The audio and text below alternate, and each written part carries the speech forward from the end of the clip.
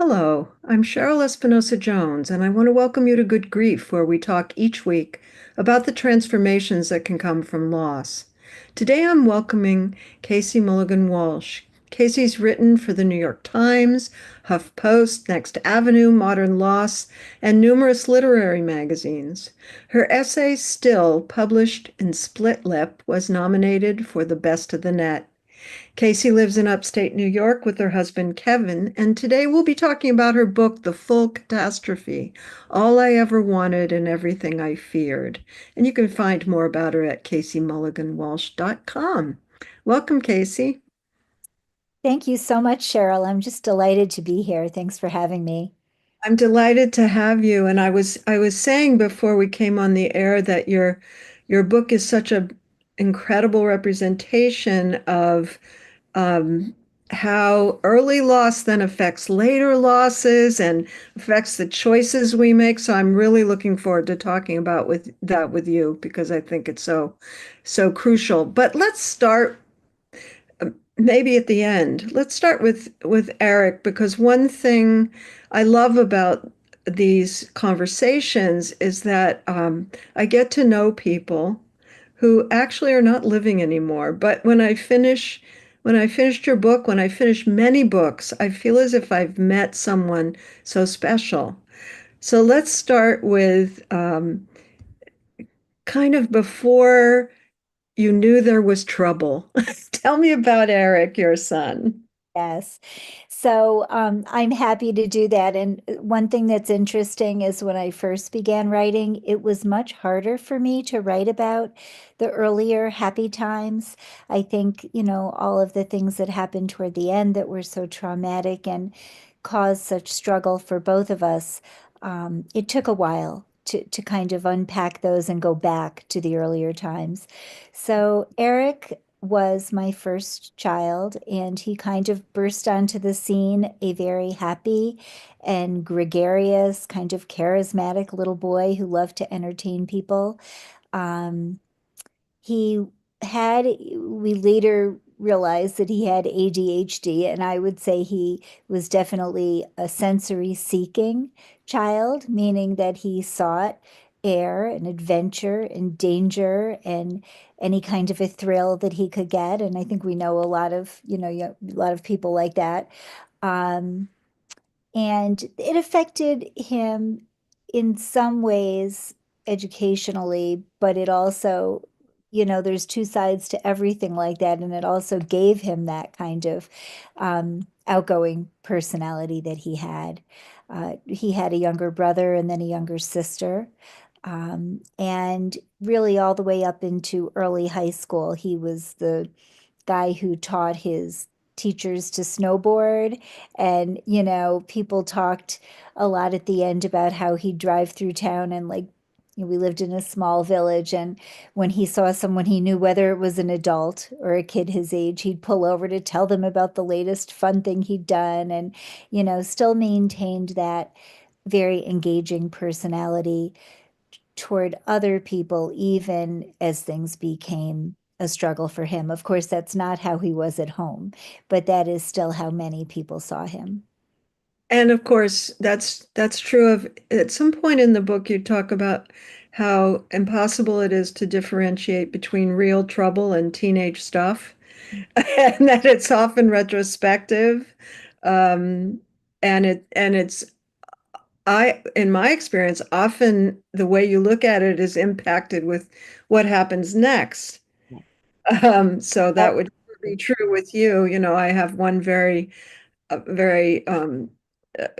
intense child of my three, and it was always just get her grown, she'll be okay, right? Yeah. But and she is, you know, but it's kind of luck of the draw on that one, survival through that period of time. It is, and I'll just say that I often think in regard to his siblings and to me that that Eric didn't get through this difficult time and become the adult he would have been and become, close to me again as an adult and close to his siblings. And I don't think many of us would want to be caught at that worst, most struggling age and have that be the end of your story. So we have to, I tell them a lot, we just have to have that level of understanding that we wouldn't want to have gotten caught at our most challenging time. And we have to understand that, um, though we wish all of those things happened, we have to look back with generosity at who he was throughout his whole life. Absolutely. So, the next thing that really occurs to me to talk deeply about is that when Eric was born as your first child, I know that you were, because your parents died so young, you were longing for family more than any other thing, Yes. and jumped to the chance to make family, maybe not thinking through what it would be like to be married to the person Right. they Right. But I can picture that when Eric was born, it must have felt as if you had accomplished it.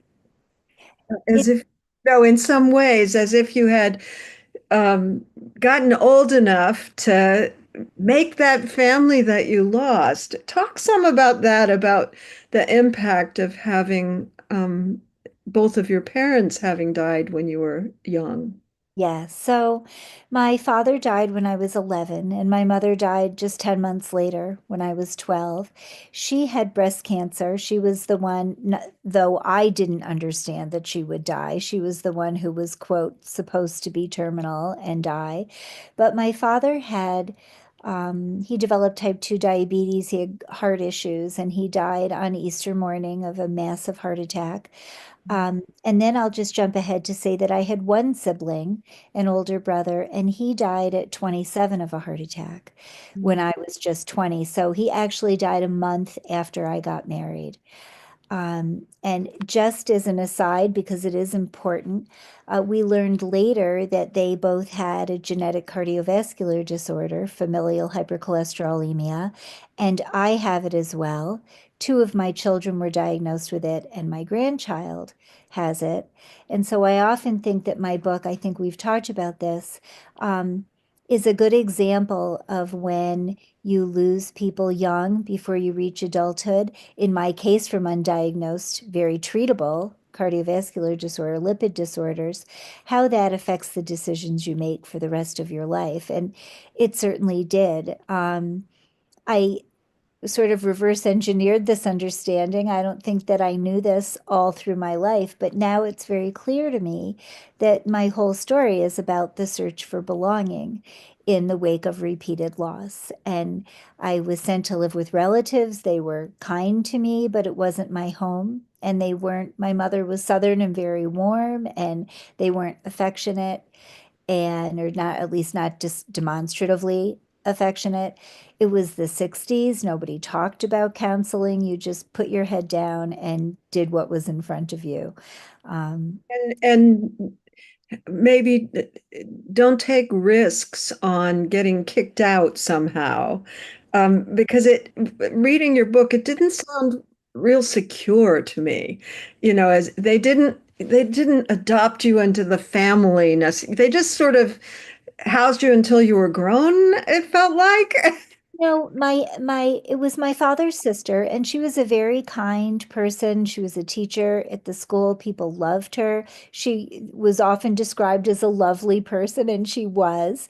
But it wasn't so much that they had this tight-knit family that I was excluded from. They just didn't have that sort of family. There were four boys, all older than me, so I was kind of the one that came along when they were almost all gone. And they didn't have a typical close, everybody sit down for dinner together kind of family life, at least not by the time I got there. And so it wasn't as much, I think, that they didn't embrace me as that they embraced me kind of the way they did Every, family, which was not anything like what I had grown up with. But you asked about when Eric was born, and there's a place where I say in the book, if when he's born, that if uh, i- if if marriage had made me a wife, having Eric and bringing him home made us a family, and that's exactly what I'd been searching for since I lost my own. So yes, and I also do talk a little bit in the book about how. Uh, from the moment that Eric was born, I was kind of rehearsing losing him, not in a way like I knew something would happen or that when he finally died, it was, satisfied a premonition. It's just that I think I took all the love that was meant for family and plunked it down on my first baby. And my biggest fear was that something would happen to him. Interestingly, I didn't act on that. I wasn't overprotective or anything like that, but I could tuck him in it when he was a baby or 2 or 3, and he'd fall asleep, and within a couple of minutes I could have his whole funeral planned and be in tears. And it's just that kind of rehearsal of grief that I think a lot of us do when we've had multiple losses or early losses or shocking, unexpected losses. I think life feels less certain. It's interesting because I remember a point with my own first child where I was terrified that she would die. I have no early death loss in my life. Um, what sounds different in that is the reality of it, Yeah, right? That you actually knew what that felt like. I was just um, fearing something I'd never experienced. And right. um, a quite wise sage suggested taking that out to the end, right? Not stopping the fantasy at the point of her death, but going years forward from there to the point where I could say, it'll always hurt, but I can go forward. Yeah. But you sort of started at that point. You could see survival, but you could also have fear. Well, when my brother died, I'd only been married a month, and I had driven to the next town to get my driver's license changed. And my husband saw me on the road. He worked in that town and got me to pull over. And my aunt, who I was living with, had told him. And so it was his job to tell me. And it was uh, the first time that I understood. I mean, my brother was 27 years old. There was no understanding of how this possibly could have happened. But you don't know how you're going to react until you're in that moment of reaction. And my first reaction was shock, but my second reaction was, well, of course he died. Like people die. My parents died. And it wasn't in a self-pitying way, like, oh, everyone dies. It was just already part of my psyche that people are here, but what happens in life is that people die, and maybe not when you expect it. I was 20 years old, and I look back as an adult or when my children turned 20 and think how remarkable it was that's where, not remarkable that it was a remarkable achievement, just unbelievable at that age I was so accepting of death. And And that can have, not doesn't always for sure, um, a positive impact. yeah. For instance, my child who was 14 when my wife died, will say, I've always been clear, I need to live the life I want to live now. Yes, that Right. can be a wonderful side effect of that. I think we often say that when someone dies young and tragically, it's because we're in that moment. And I write a lot about this in my book where the walls are down. We walk around feeling very separate from one another. But I think especially when there's a tragedy, those walls are thin and we start to see that we are all connected and that we're not separate. And in those times, I think all of us talk a little bit more freely about how fragile life is and how we have to live the life that we want now. It's much more difficult to do that over many, many years when you're not in the middle of the trauma and the tragedy, but Yeah. we all like to live that way. you know? But I can see the impact of all including your divorce. We'll probably talk about that later. The way all those loss experiences very much influenced the way that you grieved Eric. Uh, Absolutely.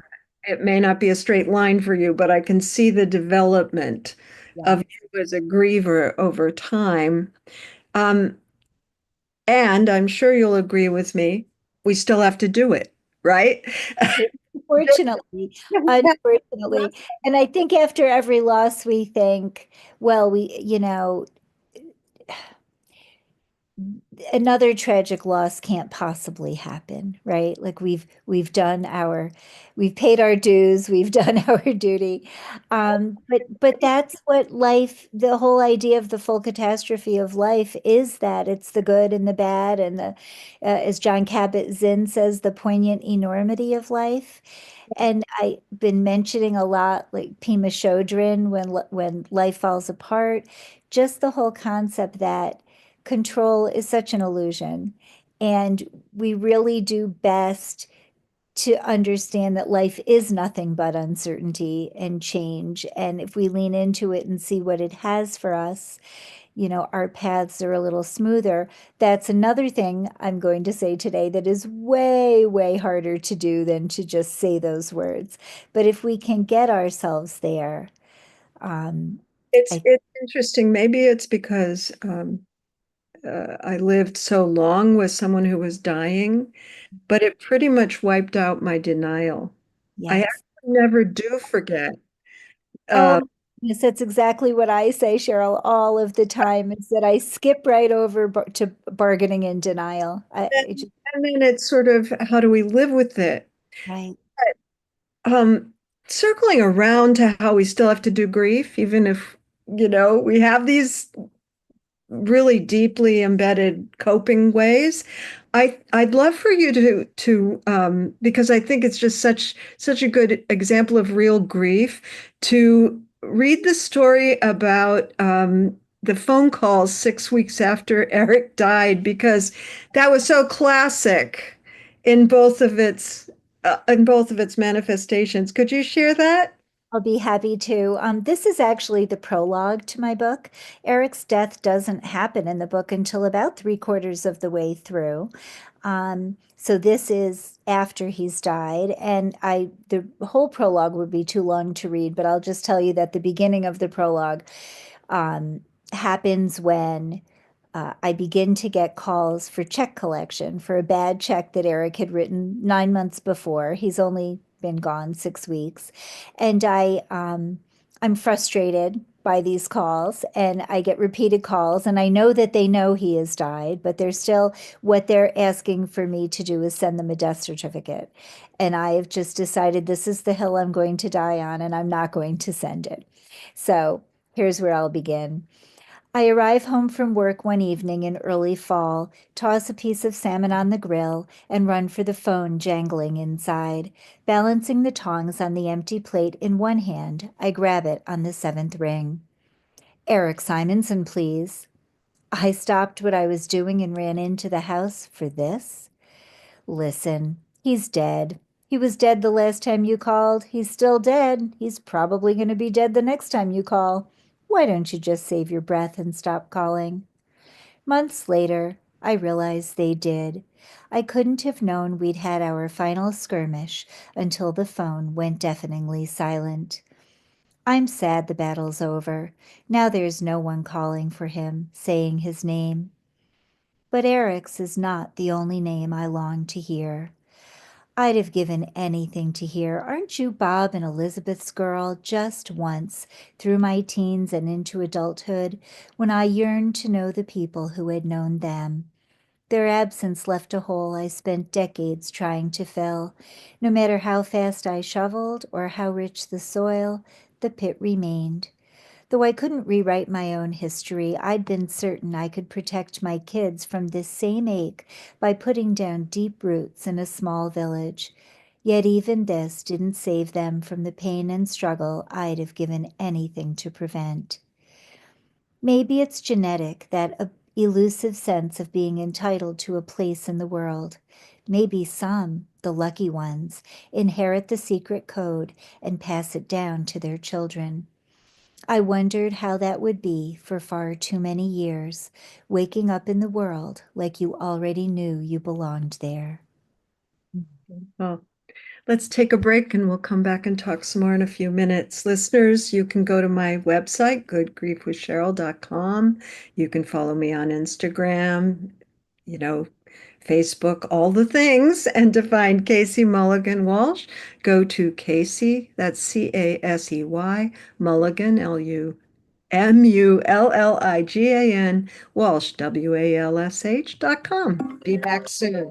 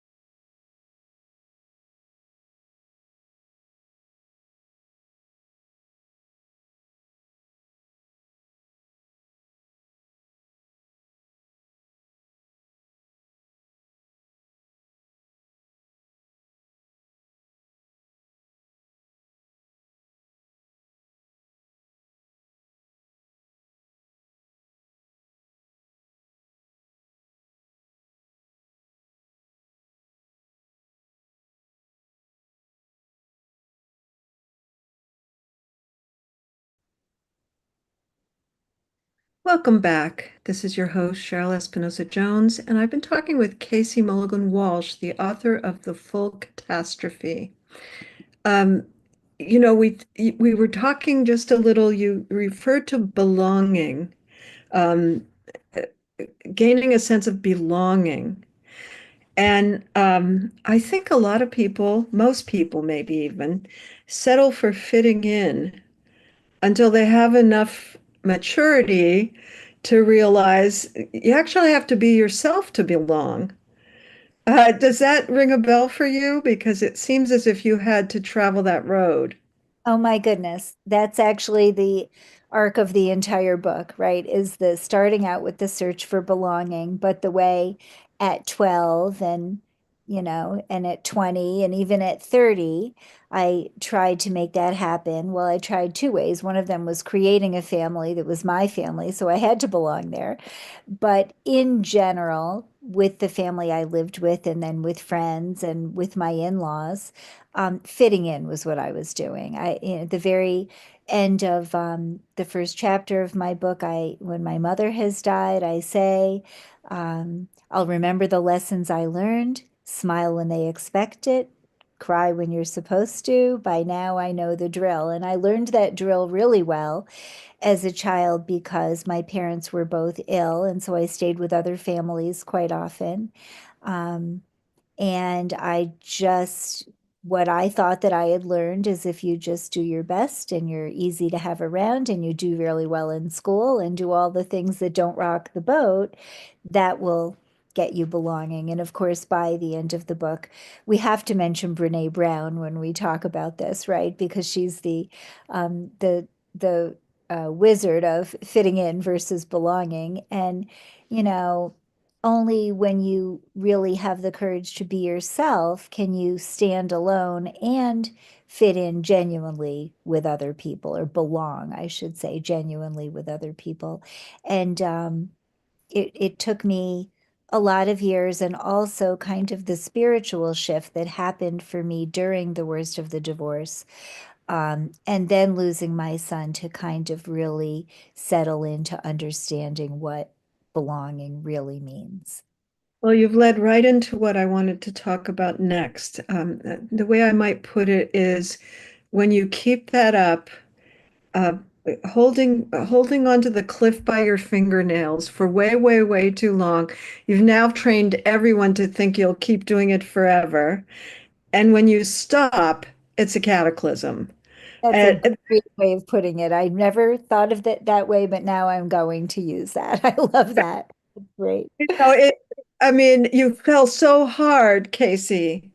And it made sense to me because you had crafted your fitting in by being a person who took care of all needs, who no matter what just kept the ball rolling. You know, your husband is getting drunk in the garage and you're still getting the kids to school. You know, you really kept it up. And when you stopped, everything fell apart, didn't it? Yes, not only when it was a little more than just stopping doing that. It was also that I decided that after working 19 years in a little local bank in the village, I was either going to be there 40 years, which was not something that made me happy, or I was going to, if we're talking Maslow, self-actualize, right? I was going to do something that basically I saved myself the only way I knew, which was through education. And so when I decided to go back to college, I had all kinds of roadblocks, but I became very determined to do that. And I think that unbeknownst to me, that was really the beginning of the end of our marriage for my husband. I thought I was going back because, well, because I needed and wanted to do that, but because it would make our lives easier. We'd be able to afford vacations, we'd be able to send the kids to college. And for him, it was more than he could handle. And so when that happened, his family really had become my family. His mother is the one that helped me plan my wedding. They embraced me as their daughter from almost the first moment I showed up at their house. And so I not only lost my marriage, but I lost my family really too, because they decided that I was not, I mean, I don't know what they were thinking, but to me, I was not towing the party line anymore. Even though I was not wanting to get out of the marriage, I wasn't fitting into what they thought that my role was. And everything in my life kind of came grinding to a screeching halt at that point. And to me, there's a way that you deciding to go to school and prioritize yourself, we could say that was kind of the tip of the iceberg on becoming yourself. So I can see where that would sort of crack the door. Um, and of course, we can eventually, I'm so familiar with this in my own community where people come out in whatever way they do, they're trans, they're gay, or they're lesbian, whatever it is, and all hell breaks loose, and yet they don't regret doing it Yeah. because there's something about being yourself that is its own belonging. Well, Uh, I realized during, maybe not until I wrote, but I think I intrinsically knew this at that time, that so my one defining quality, I would say, from the time I was a little girl, was not security, it was determination. And when I became determined to do something, I was going to make it happen. I was determined to have that family. I made that happen, right? Not that that was the right choice. So, um, Maybe it was mixed, the it choice. was next, right? But in creating that life that I desperately wanted, including, up to and including a tiny little idyllic, almost Vermont village where the kids could walk everywhere. And it just really seemed like the Norman Rockwell scene.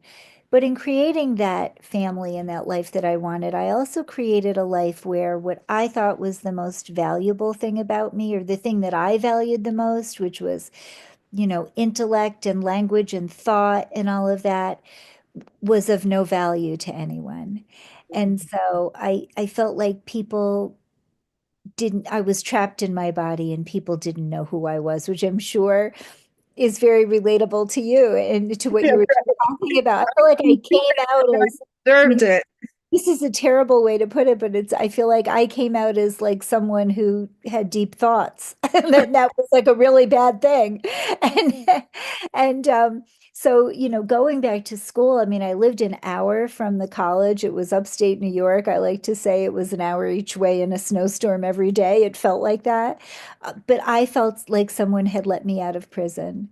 It was just so exhilarating and wonderful to be back in a world where you were learning things and you don't get an A for parenting through hard times, right? So that was really wonderful. But it was a coming out of sorts. That is true. Let's have you share a little more from the book. Uh, because we're talking about the marriage and how things kind of fell apart. I think that you say the family you wanted so badly was crumbling, and the children were struggling, and you're fighting to save them, but there's more than one thing going on at the same time, isn't there? Could you share that?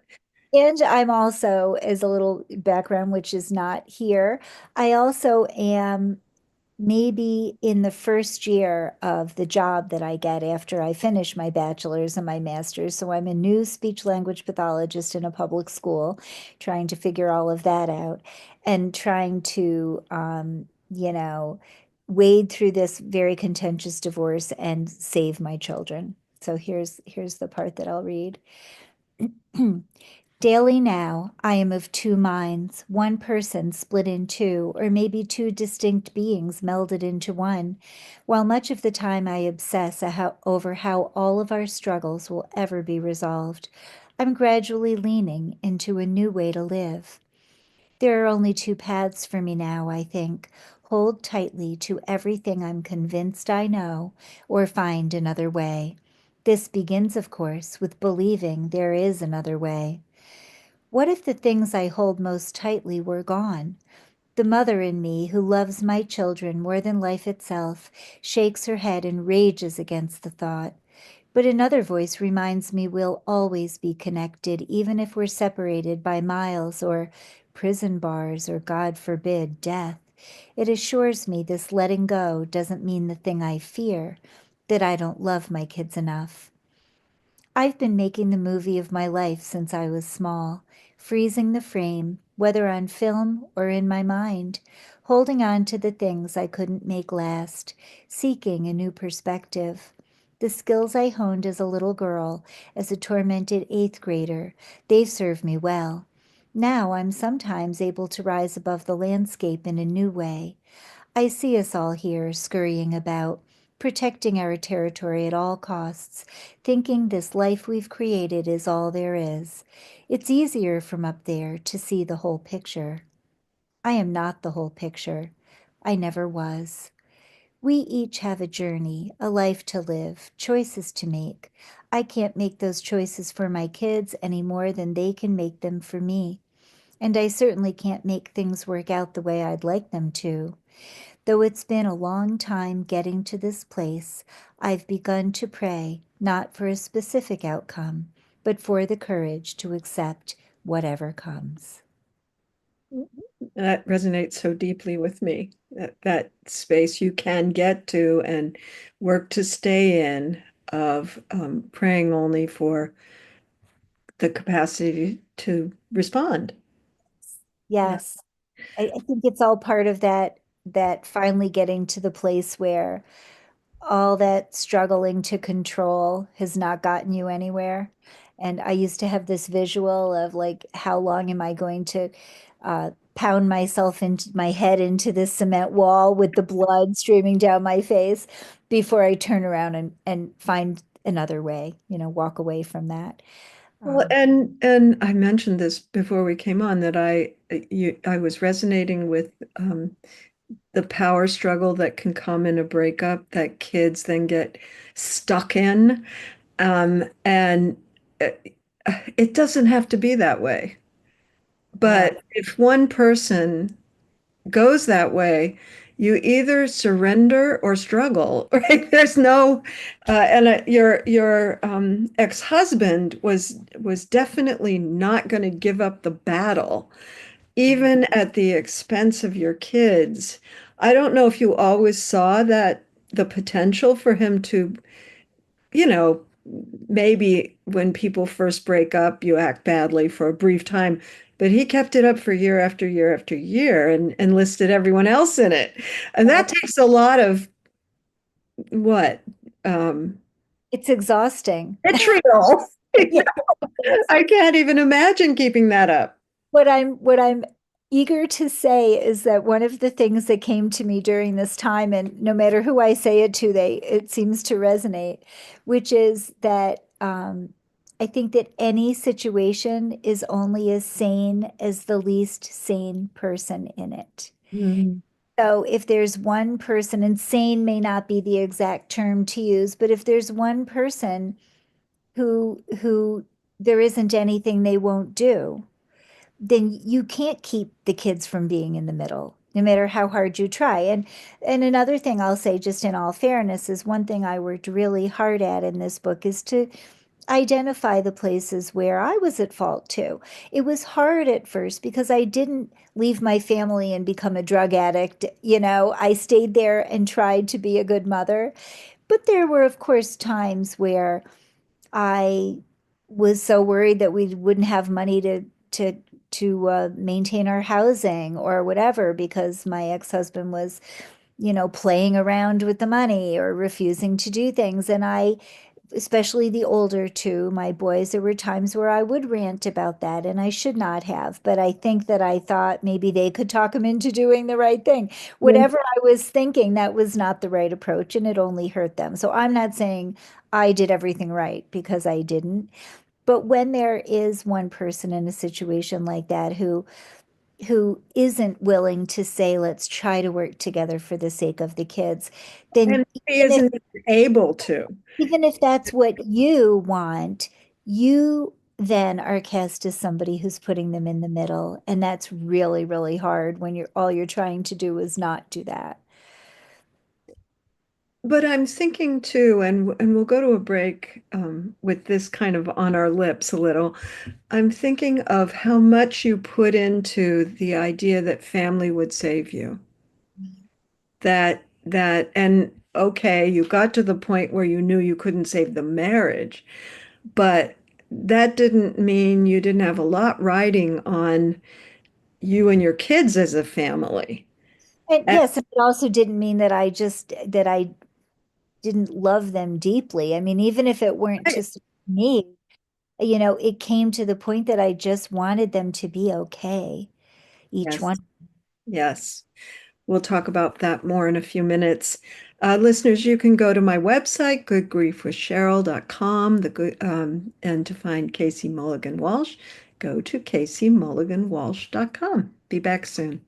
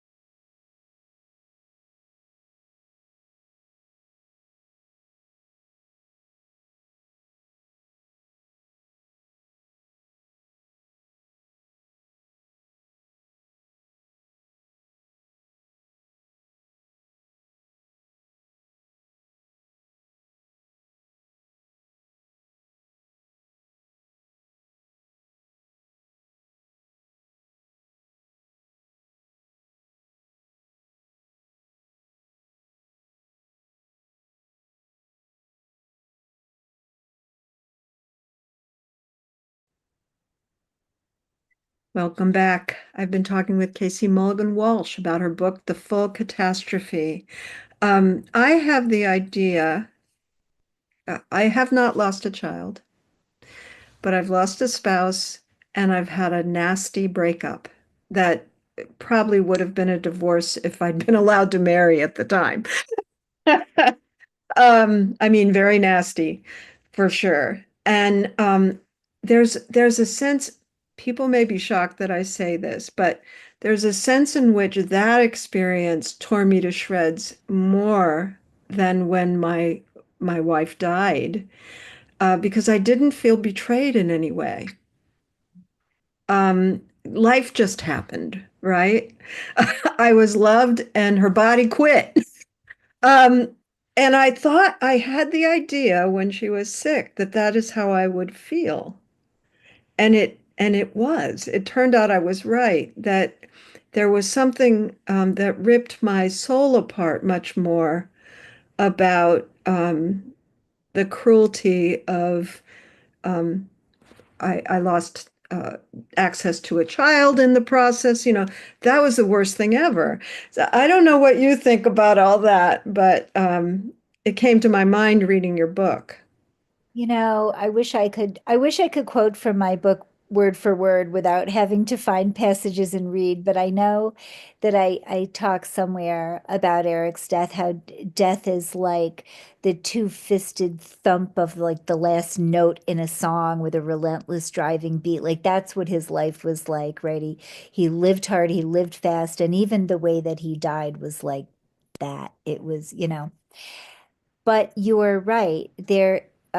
We were saying earlier, I think I skip over bargaining and denial anyway, but death is finite, it wasn't directed at you. You can't, I mean, I think that in grief, sometimes people do bargain, but in my situation, it happened, it was over. My job then felt like to look back at what Eric's life had meant and how it would be to be in relationship with him going forward through the rest of my life because I feel like he's still with me. Um, but something like a divorce, especially when it's contentious and especially when either the children are suffering or you're suffering because the ties with your child have been severed, I just think that's a whole other kind of grief and as deep a grief as a death. Yeah, Absolutely. obviously, grief can't be compared. But what happened to me in the first case was just a battle inside of my own mind. And maybe I didn't go through that when my wife died because I'd already gone through that and found my way. And I also thought about that with you, that in having to accept the lack of control over what happened when you divorced, and you had to find a way to live with that. And I wonder if you think that that helped you to get what I would say pretty immediately to the depersonalization, to saying this is just what happened. Yes. You Are those know, connected for you? I'm just going to say, I was back and forth between what to read in this last time, but I think talking about this, I should read the part that I had planned on originally because it's exactly what you're talking about. Good, let's go to that and then we'll talk some more. So, this is when I'm actually in the emergency room and I've just learned that Eric has died. But to place people in time, this divorce has been going on for about 3 years. We're still in the midst of struggle. So Eric didn't die after the divorce was over. It was in the middle of that struggle. But I think the worst of it for me was over in that the year before this, I had had a year where I just underwent incredible transformation in the way that I saw the world. And I think that that's kind of what happens when you get to where there's the walls have all closed in or rock bottom or whatever you want to call it. And I knew that I needed to find another way to see things. And that's a little bit of what I read earlier. But so here we are in the emergency room. We like to think things happen sequentially, that if we could just gather the witnesses, a reasonably reliable recreation of the events of a day could be assembled. But time is a funny thing. It teases us with notions of its constancy, lulls us into believing in its immutable properties. Then comes a day when it takes a break, when no amount of recounting of events can bring order to what has happened. I was in a rush that morning. I broke with routine. Get to school, get back home, get Kyle off to work, get dinner ready, the guests will be waiting. I put aside the predictable steps that typically dictated my days. Maybe I dressed before doing my hair. Maybe the jewelry went on first instead of last. I don't remember, and why would I? Such inconsequential, fleeting details. But I do remember one thing. In my hurry, I forgot to wear my watch. In later years, I would come to think of this as the day there was no time. So, for this reason, or perhaps for no reason at all, no matter how hard I try, I can't put a sequence to the events of that afternoon. Everything I said was the first thing I said. Everything I thought the moment I heard. I turned to my friend Suzanne, who stands beside me. I've been letting go of Eric for a very long time. To everyone else, this seems like a tragic sudden death, and it is a clean break. What they don't understand is that Eric's been leaving me bit by bit since long before today. I have way too much practice at this. I know too well when someone dies, they're not coming back. In a few minutes, Eric's dad and his family will arrive. So will Eric's friends. I know they'll look to me for guidance. I may not receive exactly what I extend to them, but will I meet condolences with righteous anger, be the victim, or will I accept the comfort they offer?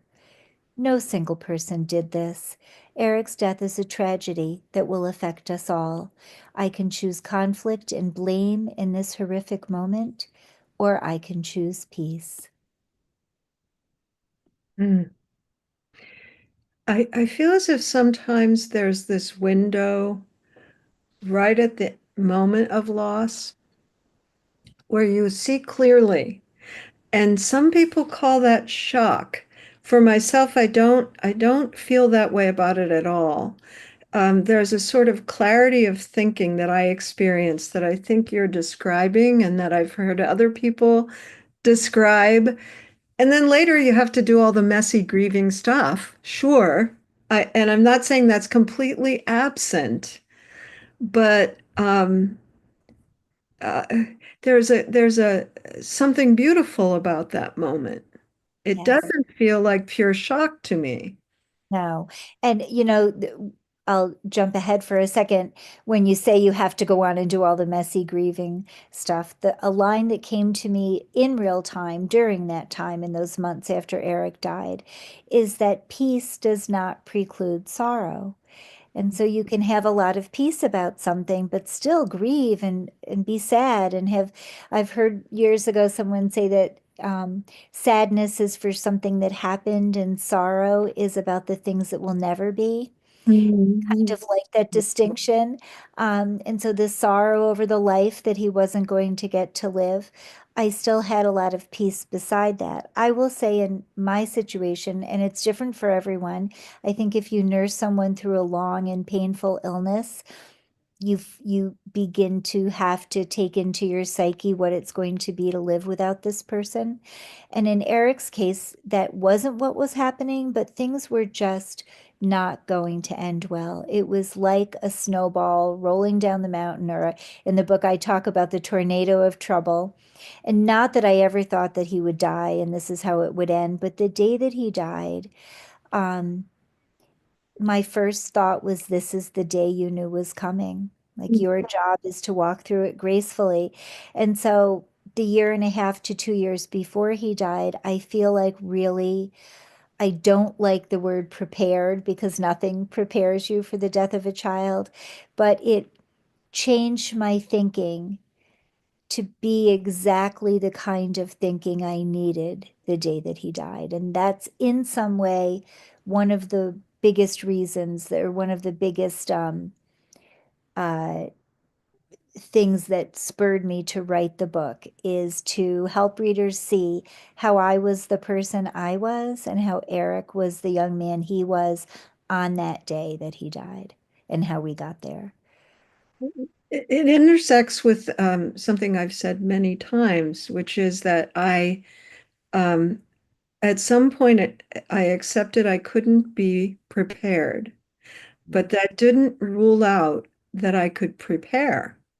Oh, that's so good. Yeah. And as it turned out, I was prepared, but I couldn't have known it, right? But it wasn't knowing what my plan was at all. It was knowing that whatever I went through, I would support myself in it. That was the biggest preparation I felt like I underwent, which meant I had to not criticize myself in my own mind for what I felt. I had to learn to have the feelings, you know. I had to learn to do some things, which it turned out prepared me for grief, but Yes. I couldn't have known it. No. And back to the shock, I mean, it used to kind of annoy me if people would, it was a very small village, like 2,500 people in the village. When there's a tragic death like this, Eric died in a car crash, the whole village grieves. There were 800 people at the calling hours, around the corner and down the street. And I think people in town, it was kind of the buzz in town that I was not the hysterical mother. And I'm sure there were people who thought that I was in shock. And it kind of annoyed me because it was the opposite of shock. I was present, I was very present, even in the room where I went in to say goodbye to him. Um, Someone tried to take my elbow from behind, like, grab her elbow, she'll faint. And it was just jarring and annoying to me because it was a sacred moment. And so I just made them leave. So, and it wasn't like, oh, and then when It says, I get out of here, too, isn't there? don't, and I right, they don't understand. How could they? They couldn't understand that, I've seen this day coming. And then in the emergency room afterward, the workers came out, or maybe before I went in, they came out one by one to talk to me. And it was just, this is not like it was so great of me. This was just what was natural for me because they all lived in that town, was for me to say to each of them, are you okay? Like, this must have been terrible for you. And I think they thought I'd really lost my mind. But it was genuine. I'd had all this time to change the way I thought and embrace this other sort of spirituality and kind of know that things were not looking like they were going to end well. They just knew this great gregarious kid who suddenly came into the ER and died. And I, I felt in some ways it was much harder for them, not in the long run, but in that moment, that moment, yeah. and that was not I think at all. uh, we're on the edge of something that I think about a lot, which is I'm remembering really years where I was very hesitant to talk about how euphoric I felt when my wife died, because you can imagine getting judged for that kind of thing, right? Um, no, not at all. I understand why that was my experience, and it has to do with what you're talking about, which is that I realized that she was gone and not gone immediately. Yes, You yes, know, yes, and it was such a beautiful for her, yeah. not like an accident. It was very well orchestrated, right? It Yeah. was an ascension, right? So And a euphoria made release. total sense. Someone was ill, a release, a release from the pain and the Right. And health. Yes. and I was so connected to her, I felt I went with her a bit. Yeah. Then Yeah. eventually I had to come down to earth, but I resonated with that sense of, oh, he's still here. You still have to grieve the body, but if someone dies and you still feel connected, death is never the same again. Absolutely. And, writing about it, that was a push and pull, right? To write the scene where, I'm in the emergency room and I know this isn't going to be good. And I do I do, I'm really honest when I write because why write a memoir if you're not going to go deep and be. Really did. I appreciate that very much. And so I thought if, and other people may not understand this, that if this is a tragedy, another tragedy we're having today, let it be finite. I just, the thought of him being, uh, Yeah, being paralyzed or something, that's, right. you can live on, you can have a happy life. But the thought of him being in a nursing home for 20 years and barely conscious, um, that would not have been good for anyone. So Um, we're going to leave it there for today, but I'm totally with you on that. Good luck with the book. It's a great book. I hope people will go read it. You can find Casey Mulligan Walsh at caseymulliganwalsh.com. This has been Good Grief with Cheryl Espinosa Jones. I look forward to being with you again next week for another meaningful conversation.